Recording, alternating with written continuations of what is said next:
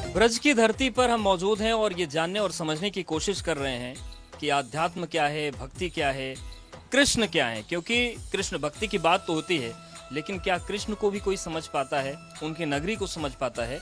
और इन्हीं सवालों का जवाब जानने की हम कोशिश भी कर रहे हैं। धार्मिक स्थलों के साथ ही साथ हम उन विभूतियों से भी बात करने की कोशिश कर रहे हैं जो इन सवालों का जवाब बेहतर ढंग से दे सकते हैं। और इन्हीं सवालों के जवाब को समझने के लिए हमारे साथ वो विभूति मौजूद हैं जो देश भर में प्रख्यात हैं कथावाचन के लिए, और वो इस वक्त परिचय की मोहताज नहीं है। तो सीधे उनका स्वागत करते हैं। स्वागत है देवी जी, कृष्णिया जी आपका। और सबसे पहला प्रश्न यही है कि हम यमुना के तट पर खड़े हैं, ब्रह्मांड घाट पर खड़े हैं, तो यमुना के तट पर पूरा ब्रह्मांड का दर्शन हो गया, तो कितनी महिमा बढ़ जाती है इससे? वैसे तो ये भक्ति महारानी कही गई है, यमुना जी का दर्शन पान, क्योंकि कृष्ण भगवान के जीवन से जो जुड़ी हुई चीज़ इस ब्रज में है वो श्रीधाम वृंदावन, गोवर्धन और साथ के साथ यमुना। अगर आप यमुना का शाश्वत है यानी कृष्ण के साथ जुड़े हुए हैं। हमारे यहाँ कहा जाता है इस जो ये क्षेत्र आप जिस जगह खड़े हैं ये रमन रेती है, यानी महावन क्षेत्र के अंतर्गत आने वाला ये ब्रह्मांड घाट है। इस ब्रज के अंदर 12 वन हैं। उन 12 वनों में महावन महामना ऋषि की भूमि है। यहाँ उन्होंने अनवरत तप करके तब भगवान श्री कृष्ण को लीला के लिए अवतरण के लिए प्रार्थना की। तब भगवान ने इस भूमि को महाराज की भूमि चुना, यानी जो महावरा सब भागवत में श्रवण करते हैं वो उसका जन्म ये जननी ये भूमि है। तो इसलिए ये भूमि की पवित्रता और साथ में माँ यमुना का शाश्वत, यानी आपको श्री कृष्ण का शाश्वत अनुभव की प्राप्ति होती है जब आप यमुना माँ से जुड़ते हैं। और वो हमारे यहाँ ब्रज रसिकों ने कहा है, रमन रेति लौट्यो नहीं और कियो न यमुना पान, एनर तू जानो कहा ब्रज को तत्व महान। आपके हमने भजन सुने हैं कि किस तरीके से जो भक्त होते हैं मंत्रमुग्ध होते हैं। तो बातचीत को हम आगे बढ़ाएंगे, लेकिन अगर आप कोई एक भजन सुना दें उसके बाद आगे बढ़ें तो थोड़ा दर्शकों को भी आनंद आएगा और हमें भी आनंद आएगा। ऐसे तो असंख्य भजन है मेरे पास, पर कृष्ण कहने से तर जाएगा, पार भव से उतर जाएगा, कृष्ण कहने से तर जाएगा, पार भव से उतर जाएगा, बड़ी मुश्किल से नर्तन मिला, क्या पता फिर किधर जाएगा, कृष्ण कहने से तर जाएगा, पार भव से उतर जाएगा।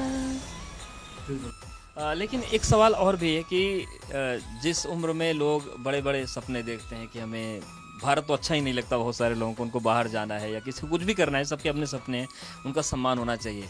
आध्यात्म ने क्यों आकृष्ट कर लिया आपको?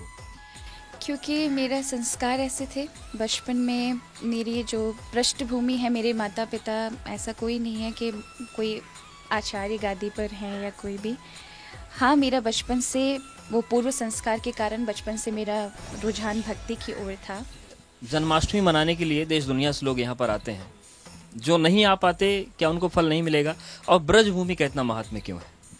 देखिए, जैसे कि अगर माने आप अपने घरों में भी मना सकते हैं। अब जैसे महामारी के उस अवसर पर अगर आप सब आएंगे तो बहुत सारी परेशानियां भी आ सकती हैं, लेकिन आप आएँ अवश्य। इस भूमि का महत्व अत्यधिक क्यों इसलिए बढ़ जाता है क्योंकि भगवान की जन्मभूमि पर जन्म महोत्सव मनाना एक अपने आप पर सबसे बड़ी भगवती कृपा है। जब प्रभु की कृपा होती है तभी जीवन में ब्रज पर पैर रखने का अवसर हम सबको, यानी मुझे तो ब्रजवास मिला ही है। बिल्कुल। और जन्माष्टमी के पर्व पर अगर जन्मभूमि जाएं तो उस ऊर्जा का अनुभव होता भी है।